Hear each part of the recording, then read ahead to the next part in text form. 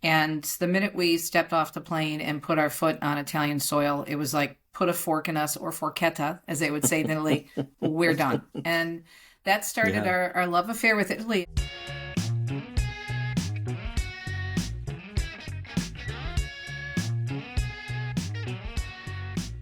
Well, hello there, gracious gang. This is the Gracious Guest Show, and I am Mike Creavey, your humble host. Delighted that you've joined me here today to talk about Italy. We're going to reflect on Italy. It's going to be wonderful. Before we do anything, though, please make sure you like this video, share it far and wide, subscribe to the channel if you've not done so already.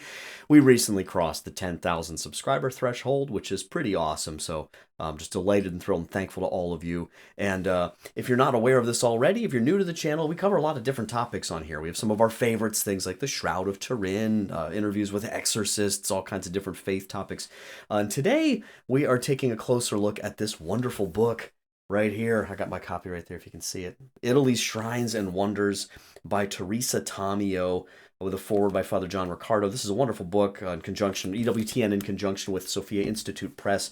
And Teresa really needs no introduction to a lot of us, but I do want to share one anyway, just if you're not familiar with her. So this is from the About the Author section here in the promo. In 2019, Teresa Tomeo founded Tease Italy, a travel consultation company, along with its website, where she shares insider tips for where to eat, stay, shop, play, and pray.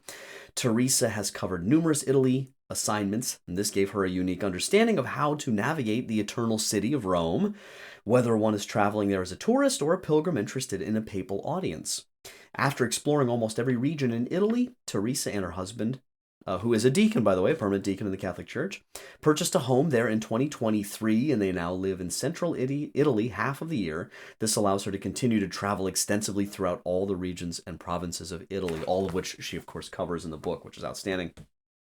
Teresa Tomeo is a syndicated Catholic talk show host and speaker with over 40 years of experience in TV, radio, and newspaper, EWTN's global Catholic radio network, and can be heard on more than 600 domestic and international AM and FM radio affiliates worldwide. Teresa has traveled extensively throughout Italy and has led numerous pilgrimages and tours there. This book is awesome. It's part guidebook, part meditation on the lives of the saints, part recipe book. There's all kinds of beautiful recipes and just awesome little insights, and it's a real delight to go through. My wife and I got to honeymoon in Italy shortly after our wedding almost 10 years ago, and this interview really just made me want to go back. So without further ado, I just want to conclude this little intro. Steve Ray, friend of this show, friend of Teresa, I think said it best with his little blurb here about Italy's Shrines and Wonders. He said, with the expertise of an experienced guide, Teresa Tomeo invites you to share her favorite adventures and little-known secrets in the land of her ancestors, which she has adopted with a passion. Italy's palpable Catholic heritage exudes from every page. Join Teresa on a delightfully spiritual and culturally enriching journey through a country that radiates the glory of Christendom. I couldn't agree more. So let's jump right into my interview here, this wonderful chat about Italy, all things Italy, with Teresa Tomeo. Check it out. Teresa Tomeo, it's a delight to welcome you to the Gracious Guest Show. How are you doing? I'm great. How are you? Thanks for having me on. Well, and I'm doing great. As I told you before we started recording, we met at a conference many years ago, and it seems like yesterday, but man, the time sure flies. You said 18 years. I'm like, holy cow, yeah. Aging myself, aging me. But yeah. Well, I was going to say 15, and then I thought about it. I'm like, oh my gosh, no, it's more than that. So, but this is such a delight, and I was not aware of this book at first yet, but just in my conversations with folks at Sophia Institute, and then following EWTN, as I often do, of course, over the years, we have here Italy's Shrines and Wonders right here, and I have it linked below, and I can't say enough nice things. My wife and I have just sort of sat together on the couch a couple times this week, just kind of good, all sorts of stuff in it. So as I just want to kind of kick off asking you, for anyone who's not really familiar with you that much, or just is curious about your background a little, and especially what led to your interest in Italy. Why don't you share that with us a little bit here? Sure. Well, I'm a nationally syndicated talk show host on EWTN. And I've been in Catholic media for almost 23 years and was in secular media for 20, and had my reversion to the Catholic faith toward the end of my secular media career, and totally walked away in the year 2000. I just gave everything up because I didn't feel like I belonged anymore. And gradually, the Lord moved me into Catholic media, and I started speaking about the faith. I started writing more about the faith, and this Italy book is my 17th book. And right about that time, when I was coming into Catholic media, my husband, who wasn't in the diaconate yet, he's been a deacon now for 12 years, well, actually 13 this year, if you can believe that. He hadn't entered the diaconate program yet, but we had our first trip to Italy, and we're both 100% Italian. He's from northeastern Pennsylvania, from Scranton, Penn State graduate, and both of us again grew up in big Italian American families, and we wanted to go to the land of our heritage. So we went with our parish and my parents, and the minute we stepped off the plane and put our foot on Italian soil, it was like put a fork in us, or forchetta, as they would say in Italy. We're done. And that started our love affair with Italy, and I've been going there ever since. And I remember saying a prayer to the Lord after I went the first time, picking up on my patron, St. Teresa of Avila. She said that God is disappointed when you don't ask big things. And so I said, okay, I'm going to ask a big thing. Just get me to Italy once a year. And I said that prayer. And since then, I've been back, no lie, over 60 times. And it's, to me, I can't get there enough. And that's why my husband and I took the plunge a few years ago and actually bought a small place because we love it so much. But I've been in the media my entire professional life, and have a journalism degree from Central Michigan, and speak professionally, write books. But most of all, right now, we're really trying to use our Italy experience to evangelize in a different way through beauty. Yeah. And I noticed that, again, in the introduction to the book, just talking about the background here, two things that jumped out at me I was delighted to share with you, and I didn't tell you this ahead of time, but my brother and I, 16 years ago, we got to go on a Holy Land trip with Steve Ray and John Hale. So we were, blessed to be on a pilgrimage and met John. And so that's what I'm going through your book. I was like, oh my goodness. And Steve's been very generous and a good friend over the years. And it occurred to me that there seems to be something, a little similar vibe in a way. Like Steve, I think he and Janet, of course, go all over the place, but Israel's really their sort of their bailiwick. And absolutely, And I wanted to ask you, I mean, is that how I'm maybe putting the cart before the horse a little bit? We'll go back and look at more particular things, but I'm just curious. Do you see in your own kind of way an opportunity with your connection with Italy, to really evangelize through? How do you see yourself doing that? Through tours or through just friendships? That's a great question, because we've been actually doing tours. Our first tour that we led was with John Hale and Corporate Travel back in 2002, I believe, or 2003. And we've been doing trips for John, with John. Sometimes he comes, sometimes he can't. When we first started, his kids were very young. Now they're all, one's married with a child, two are married, one has a child, and the rest are in college or out of college by now. But we really try to do at least 1 or 2 trips a year. We have 2 trips coming up in October, one of which is sold out for couples. And the first one is a women's pilgrimage that I do with my dear friend Kelly Walquist from Women in New Evangelization, or WINE. We call it Wine and Shrine, which is a perfect title for Italy. We've been doing that one every year for about 8 years. But we really believe, my husband and I, that with the world getting, everybody is so divided after the election and before the election. The last 10 years, our country has been so divided. And even the church, we've been going at each other, and it's just isn't a good thing. And so how do you bring people together? Very few people can argue with beauty. And because you've been there to Italy, that it's just so overwhelmingly beautiful. And so I think it shows the glory of God in so many ways. So my husband and I have made a commitment that in addition to working as a deacon couple, which we do, and we give retreats and whatnot, and I still speak on women's issues and speak all over the country on media and other issues that I cover, that our primary means now of evangelization is going to be through beauty and showing them Italy. Now, a couple of ways. We're going to continue to do pilgrimages, God willing, but now that we have a home there and live part-time in this beautiful place, we are inviting people either in a small group, or we're actually hosting our own pilgrims are going to be coming to our home for a private reception. Wow. And so we'll be talking about living in central Italy and Umbria, how we chose this place, what it's like to live as an American with Italian heritage, how did we find the house, that kind of fun stuff.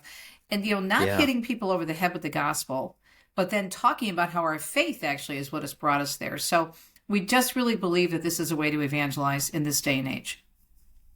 That's outstanding. Yeah, and it's, I know there's just something about the power of wonder. I think I've heard somewhere, I teach this in my classes. I think my understanding is the Greek sort of etymology for mystery has to do with like shutting the mouth. That idea that like I can't. There's nothing I can say. You just can't comprehend it. There it is. Yeah. And we had so many. My wife and I had so many of those moments when we went on our pilgrimage.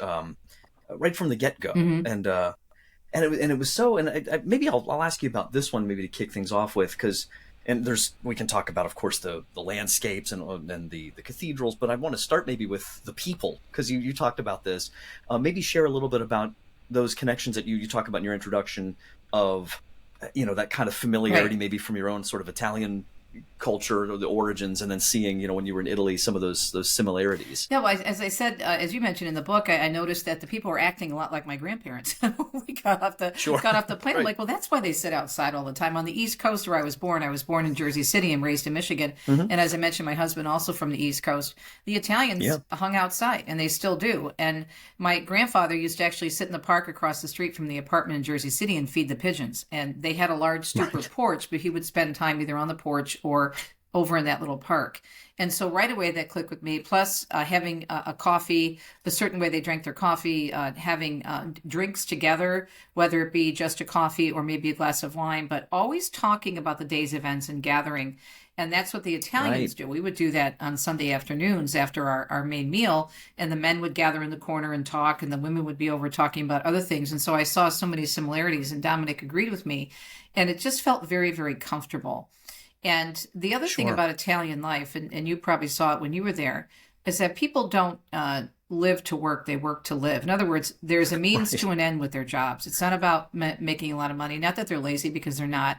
And not that they don't enjoy good things, because Italy has the best of everything: clothes, art, fashion, Mhm. food, right? And Right. shoes. Right. Please don't even get me started on the shoes and the purses. Right. But they enjoy life. They enjoy life the way it's meant to be enjoyed. Nobody rushes through a meal.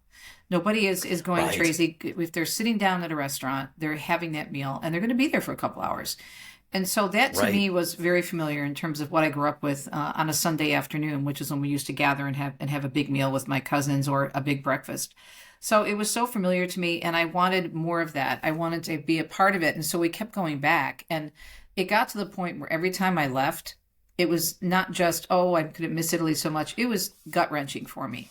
I felt Yeah. like a part of my heart was being torn out. And that's what I said to my husband when he retired in 2020. It was more feasible for us to really start looking at maybe staying there for longer periods of time. Mm-hmm. And I said, we can do this. And you don't have to spend a lot of money in Italy. The houses, if you go in a non-touristy area, which is the best place to be, are very cheap and very affordable. I mean, it's amazing how much you Yeah. can get for, in a region like Umbria, which is off the beaten path.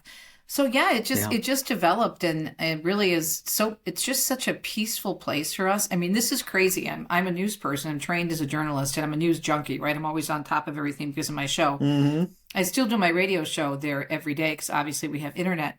But we decided not to buy a TV because the views from our little place are so beautiful. We don't want a television taking away from the beauty. So we can get anything online if there's breaking news or whatever, and we have great connections that way. But not Sure. having a television, I'm telling you, pace, so much peace. Game changer. Yeah.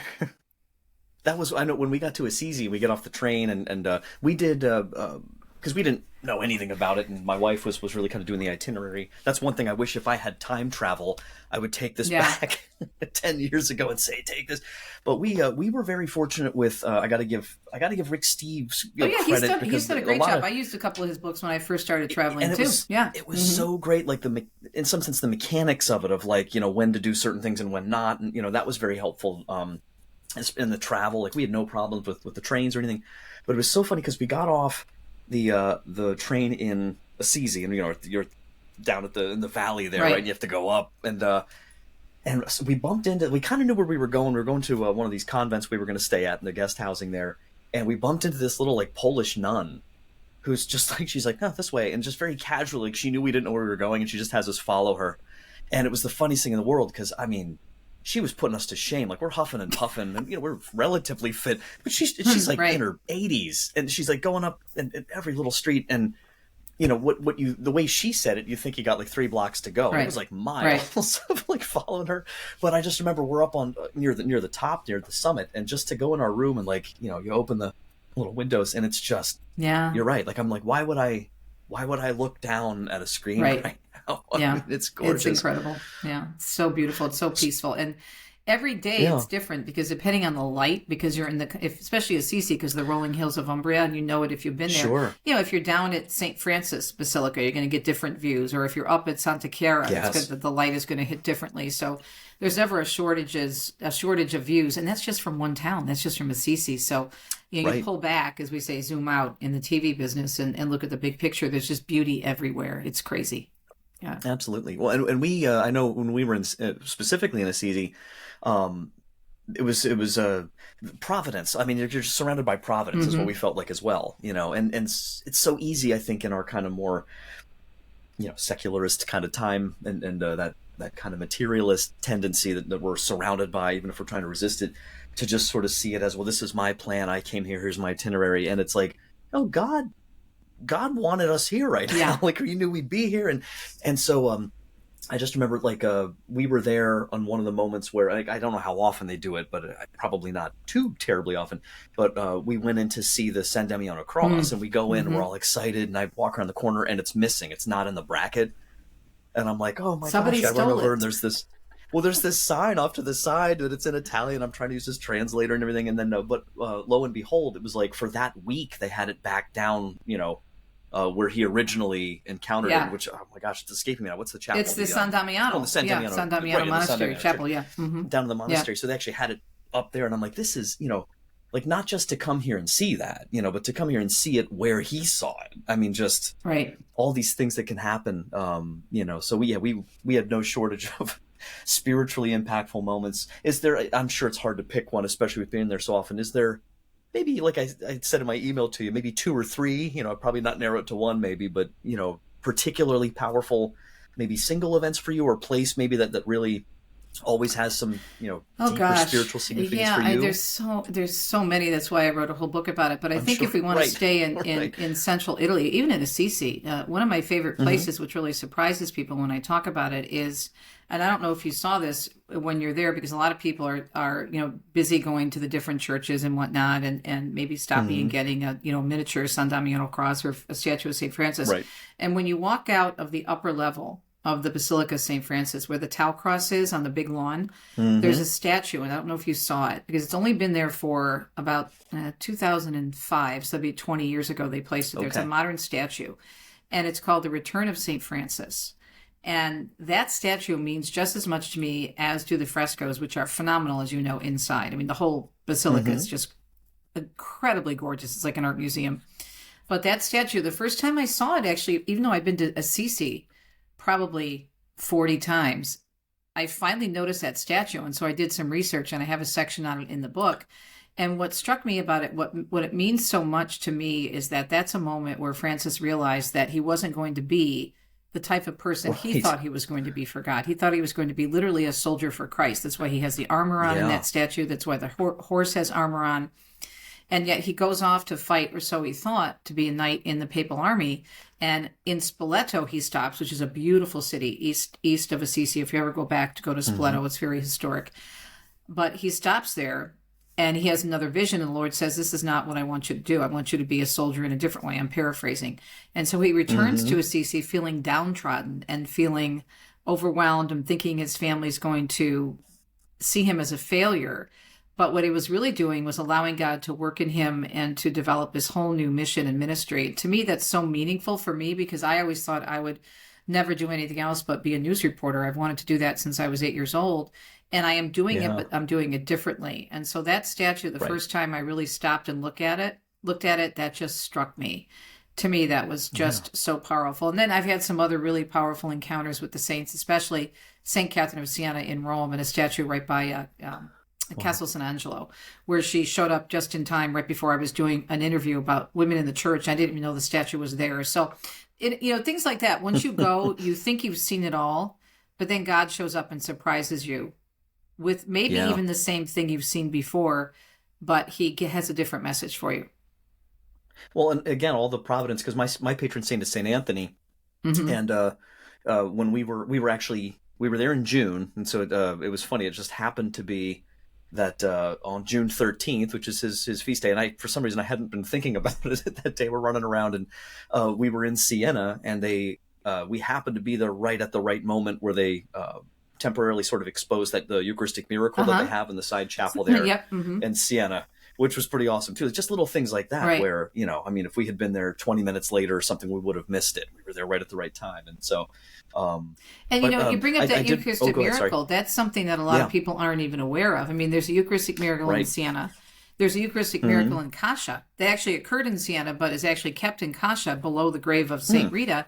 You have the more famous one, Corpus Christi in Orvieto, and then Lanciano, of course, in Abruzzo. But the one in Siena and the one in Cascia, a lot of people don't even know about those Eucharistic miracles. Yeah, that's and I mean, it's funny because Eucharistic miracles, then my mind jumps to the shroud, of course, the shroud of Turin, going to the other end. That's, I mean, we didn't get there, but I mean, the photo.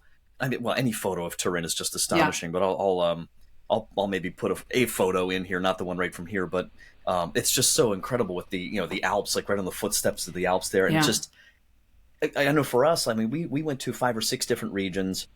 Or we went to Rome, to Rio Maggiore on the coast, and then we go to Assisi and Florence, and every place was different. It had its own character, and that was something I thought, you get that. I've traveled all across our country. I've been blessed to be to 46 states, so I've seen a wide swath of the U.S. But it's just something different, at least for cities. I felt like, here a lot of times, when I feel like you get down to downtown, it's like you see the same stuff, right? You see all the Starbucks and the McDonald's, and some of that stuff, of course, is in Italy now too. But maybe I don't. Is there when it comes to the cities, going there? Is there any particular things you enjoy about say Florence or Rome? Or I mean, it's hard to pick. I'm sure. Yeah, it is hard to pick. But I will say, and I talk about this in the book, in Italy's Shrines and Wonders, and I really kind of give people our story, how we discovered Italy. I walk people through. I give them. Obviously, as the subtitle says, places off the beaten path, destinations off the beaten path. And in Rome, as big as Rome is, there's so many great places to kind of tuck away.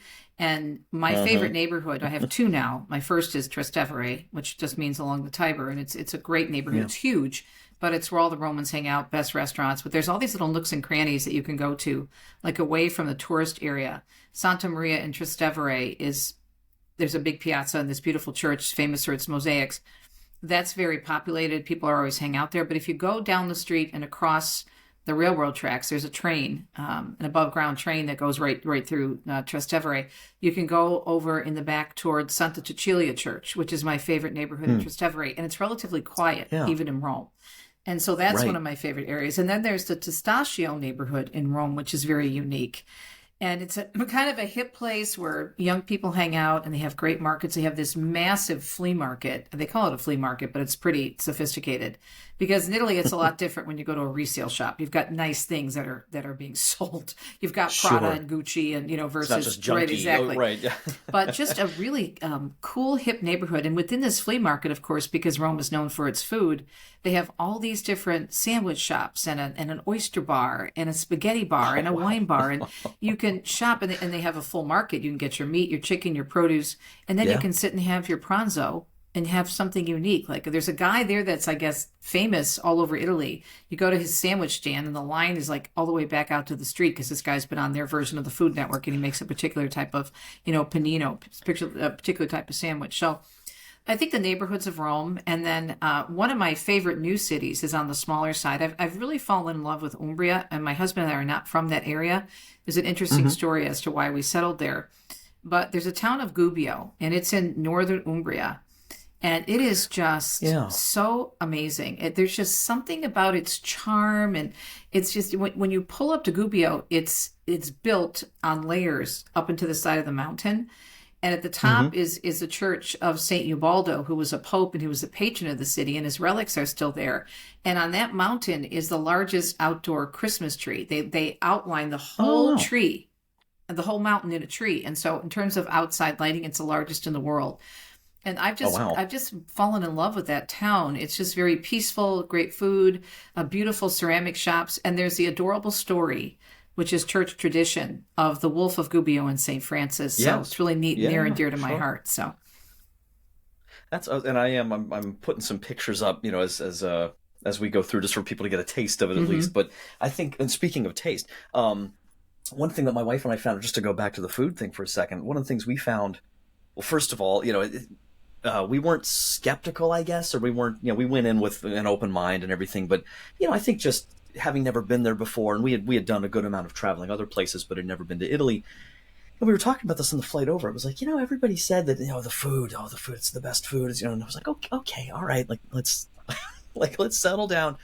But we were seriously converted, because it was just, every single, it would not be an exaggeration to say that almost, if not every single meal we ate the entire time there was like the best meal we ever had. Right. Don't you feel like God made it or something? I mean, or the angels came down and made it? Oh, yeah. My husband and I, again, grew up in Italian-American families, never had a jarred sauce. If you dare eat a jarred sauce, you'd be excommunicated from the church. Like my wife's family. Right. They're all Sicilian. Exactly. Yeah. Mm-hmm. And so she knows, right? You're not going to have bad food in an Italian home unless they're not trained to cook, which most of us, we come out of the womb cooking if we're Italian. Right. And I love to cook, and I make the best meatballs ever. My nieces and grandnieces will tell you that. But the first time we went there and we had pasta in Rome, I was like, what? This flavor is crazy. And it was because the tomatoes, as you know, because the soil in Italy is so rich. And so there's a certain type of tomato, and you can get it in the United States, San Marzano, I think it is. Yes. They're fabulous. And those are the tomatoes. They come from near Pompeii. And they use those all over Italy. That's why the pizza in Italy is so good as well, especially in Naples where it came from. But the freshness of the ingredients, and they make everything to order. Yes. It's not sitting around in the restaurant for hours and hours. It's just, it's phenomenal. It's over the top. Right. Yeah. I've always a little bit, my dad, just incredible, cook, and kind of passed it on to us. We love it. And it's, we always love to watch those, like, Gordon Ramsay going in, just tearing some kitchen up because, like, they're microwaving stuff, and it's, some of those, those basic, kind of realities where they overcook the we're pasta. So used to I can't eat pasta here in the United States unless I'm at, there's only one restaurant in southeastern Michigan that I can eat at. It's called Cantoro's. They're mentioned in the book. We're really close to the Floney family. Or I'll go to New York, where my family's from. But still, it's not the same, because it's the quality of the produce, it's the quality of the tomatoes, and it's just the way they cook. Everything is so simple. It's definitely from farm to table. It's very fresh. Well, and one of the cool things we learned too is that we were listening to like some sort of podcast or something together on our way over, because my my wife was actually, she was pregnant at the time too with our first child, so she was having this roller coaster of different emotions and stuff. And she's like, "Can we listen to something?" Because she's like, "I'm getting nervous. We're gonna get on the plane." And so we start listening to this podcast, and I remember in that podcast they were talking about olives and talking about the soil composition, or the olives that are from closer to the sea. You get more of the salt in, because of the just the atmosphere, right, of being around the sea coast, and it's different than olives in, interior of the country. And it was just such a fascinating, sort of introduction to those things that I think a lot of people probably just take for granted. And they don't think about it. And that's one of the reasons why I put recipes in the book. If you notice, after each section, I have a recipe. And actually, in southeastern Michigan, where Deacon Dom and I live, we're having a cooking class at the end of the month, and it's already almost sold out. And one of my friends, who's a professional chef, she's been on the Food Network, her name is Michelle Bomarito, she's going to be doing a demonstration. And Cantoro's, she's engaged to the owner of Cantoro's, the restaurant I mentioned, and she's going to do a demonstration to make the ribollita soup from Tuscany, which is very good. It's a vegetarian soup. Oh, wow. She's not going to cook the whole recipe. It's already going to be prepared, but she's going to show us is it the bean, the Tuscan bean soup? It's not really, I mean, some people would think of it as a pasta vajol, but it's different. It's much more of a vegetable-based soup. It's got tons of veggies in it, so it's very healthy. Yes. But it does have the cannellini beans in it. But it will already be made for our people coming in. And so the whole idea about putting the recipes in there was to give people literally a taste. And so let's say they can't travel to Italy right now. They can travel from this book. I designed this book so people could travel to Italy, even if it's an armchair pilgrimage. And I just poured my heart and soul into it. And I think what I love about it, having relied, as you said earlier in the interview, on some really good guidebooks by Rick Steves, Lonely Planet, and others, but they didn't have a ton of pictures in it. And they didn't really share personal experiences. And they didn't have testimonies. We also have testimonies in here from people who had dramatic conversions or reversions to the faith by going to Italy. Right. Well, and this, just one that jumped to mind as far as just a testimony, because it reminded me a little bit of, I didn't have anything this cool to share with you when we met all those years ago. I just asked you to sign your book. But but this woman, you said that it was a volunteer, I think you said, that was helping you at a speaking event, but how she asked you about the Madonna della Corona. And then and correct me if I'm wrong, but I believe that's the picture that you have on the cover too, correct? Yeah. And so that was... Isn't that crazy? Have you been there? No, Oh, but I would love to, because that crazy. was just like, Yeah. anytime I see something like that, it's like, who thinks of doing How, that? and You how? know? How did they do Yeah, that? right. How? I mean, Yeah. how? And that's the thing. My hope and prayer is, when I go to the Vatican as often as I do and see the lines, sometimes going all the Yes. way, snaking around St. Peter's and all the way up to Via della Conciliazione, the main area Yeah. goes to the Tiber. My prayer is that, okay, I know that not everyone is a Catholic, and if they are Catholic, they could very likely be fallen away. They may be going there because they want to see the Sistine Chapel, they want to see the Pietà, they want to see Right. St. Peter's because it's an art museum. Let's be honest. And yeah, Hmm. but my prayer is that they recognize it for what it is. They recognize the artist behind it, and also they recognize Yeah. who's behind the artist. And so I'm hoping that they reflect and think, okay, these people who made these things, whether it be the Pietà or the Baldacchino or the Sistine Chapel, Yes. that they think about, Michelangelo, they think about the artists, Bernini, whomever, and then they think, wow, what a talent. And so where do you get that talent? Where does it come from? It's God Right. infused. You can't just explain and say, oh, it's just happened. It doesn't work that way, because the art is so detailed that it takes something extraordinary from out of this world to Hmm. produce art like that. When we think of the tools they had to work with way back when, especially in the Renaissance.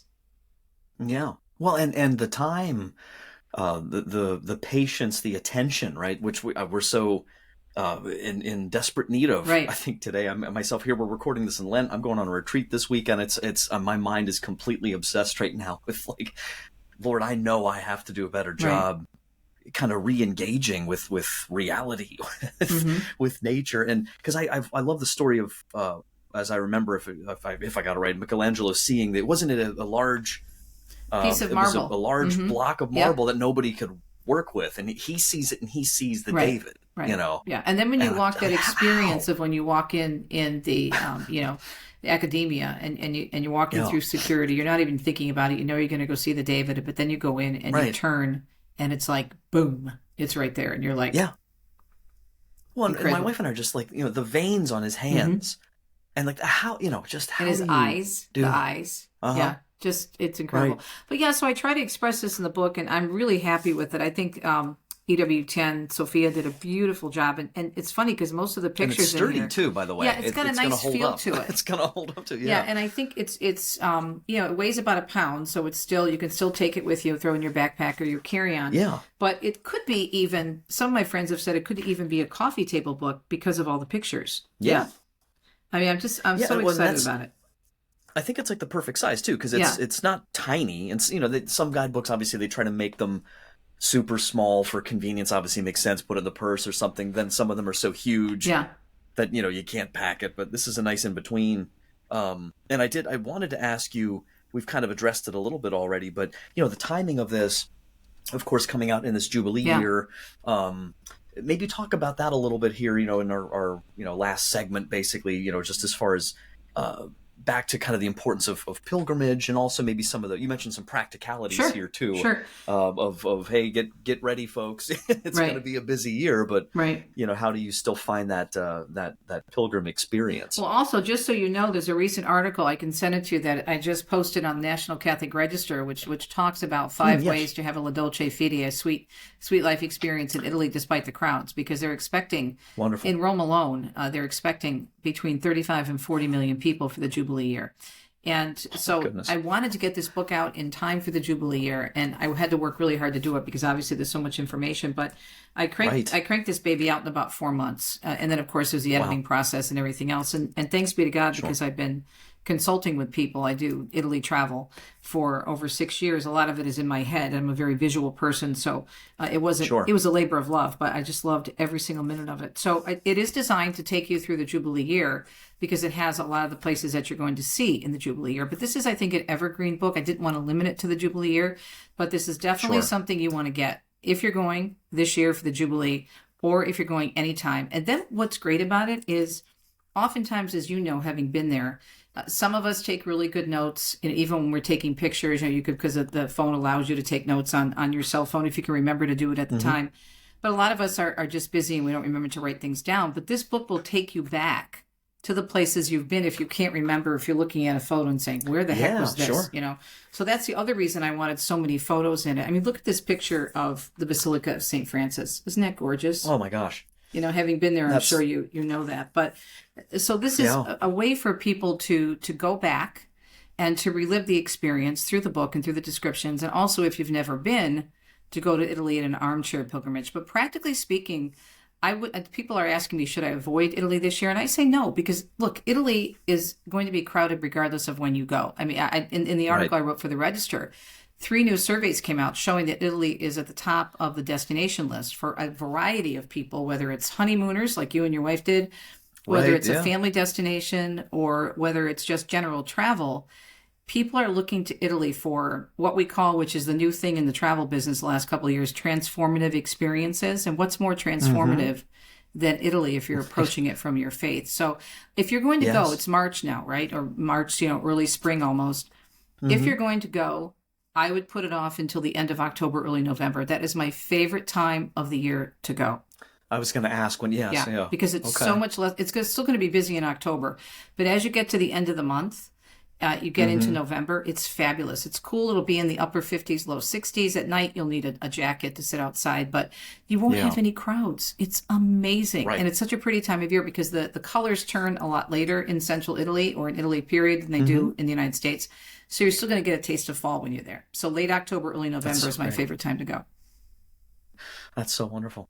Yeah, and I know for us, there were so many different transformational experiences because we really looked at it as a pilgrimage, and I think John had meant, was it Father Ricardo or John Hale had mentioned, I think in the beginning of the book about and everybody, this is a common, I think, motif, the idea of pilgrimage being John, because John Hale wrote the preface, and Father John wrote the foreword. And Father John lived in Italy for a couple of years, so it really meant a lot for me to have him write the foreword. And he really loved the book. And I was so proud because years ago, as he says, Father John would bring groups of people to Italy to learn how to live like Italians. And this is before, all the explosion really of the mass media as we have now. It was busy then when he started doing this. That was when he was in seminary. So he's been a priest for well over 25 years now. He was trying to get people to embrace the Italian way of life decades ago before it was even popular. So he was very forward thinking. And that's something I think that we need to do. I talk a lot in the book about la dolce far niente, which means the sweetness of doing nothing. If you're going to Italy, don't run from tour to tour to tour to tour. Yeah. You have to be like Our Lady, and you have to slow down and you have to ponder, because if you don't, your brain's going to literally explode. I mean, when you walk into one of these churches, whether it be St. Peter's or St. Francis or St. Clare, or if you're going to see the tomb of Carlo Acutis and St. Mary Major, the artwork and everything. So just the artwork alone. And then as a Catholic, you get bombarded in another way because of the spirituality of the place. And there's just so much. You just can't take it in. You're just overwhelmed. So you need to take a breath and sit down and take the afternoon off. I say do one major tour a day when you're going to Italy. Mm-hmm. Well, and I feel like there's a couple classical education, some wisdom from the classical education movement which funny enough with the Latin phrases, right? Festina lente, like make haste slowly, multum non multa, much not many, that kind of that idea of that seems perennial, right? And I think that it seems like a tremendously important antidote for probably us in this time, maybe more than ever before, to just try to don't bite off more than you can chew, perhaps. And we're not just talking about the pizza and the pasta, right? Because the first experience we had, and I talked about in the article I just wrote for the Register. The first time we went to Italy, as I began this interview telling you about that very first experience, it was at the end of the trip. We had our last night in Rome, and we were staying right by St. Peter's, and we were done packing, we were organized, and we had a free night, and we said, let's go grab a late bite to eat. So we went to a little restaurant, and there was an American couple sitting next to us, and they had a very worn guidebook, but they weren't talking about what a great time they had. They were complaining the whole time. And this was 2002 or 2001, actually, I think, 2001. Wow. And they were complaining about how much they had taken for granted in terms of thinking they could do it on their own and saying, why didn't we go on a tour? We should have gone on a tour. And so we struck up a conversation, and they asked us how our experience was. And I was like, well, we had a great time because everything was planned for us. And so that's why I tell people, if you're going to go for your first time especially, try to do an organized tour, at least some of it organized. And then you can do something maybe after, or before the organized trip, because all the big stuff will get taken care of for you, because they're always changing the rules, especially in a Jubilee year. The Vatican has changed entrance times, and you go over here for Mass, you go over here for prayer. Now you have to pay €5 before you go from the Sistine Chapel into St. Peter's. All these security things, protocols are always being updated, and it's hard for you to keep up as a layperson. But if you go on an organized tour through a great company, for example, with whom Steve Ray and I work, Corporate Travel, who's the best, they're going to take care of everything for you. You have to worry about a thing. Yeah. Yeah. Well, that was, I'll tell you, my brother and I, our lives were tremendously transformed by our Holy Land trip, with Corporate Travel and Steve. So 12 trips with Steve to the Holy Land. It's phenomenal. And again, it was all corporate travel. Yeah. Yeah. Well, I've got links below for them, for the book. I got, in the article, just a bunch of stuff, tell people to go check that out. But thank you so much, Teresa, for coming on and giving us all the Italy bug once more. Yeah, and please, we've got the couples trip is sold out. That's in late October. But I have a women's pilgrimage that I'm doing in October, and we still have spaces. And that's going to be a really great trip. We are, of course, going through the Holy Doors, starting in Rome for 2 nights. Then we're going up to Firenze, to Florence. Then we're going over to Lake Garda, which is where this is. We're going to see actually the shrine, Madonna della Corona. Yep. And then we're going to Padua for St. Anthony, and then we're ending in Venice. And we still have room on that, and that information is on my website at teresatomeo.com. Wonderful. Well, thank you again so much, and I can't thank you enough for the book and for coming on, sharing your time with us today. Thank you. God bless. Ciao, ciao. Oh, I want to go back so bad. I was tempted to sit here with a little bit of limoncello, just sipping it, but I don't have any, unfortunately. I need to go back to Italy.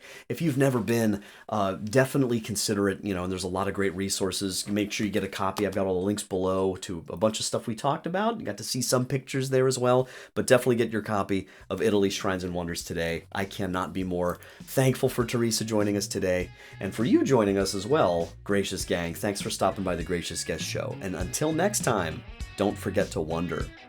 Take care.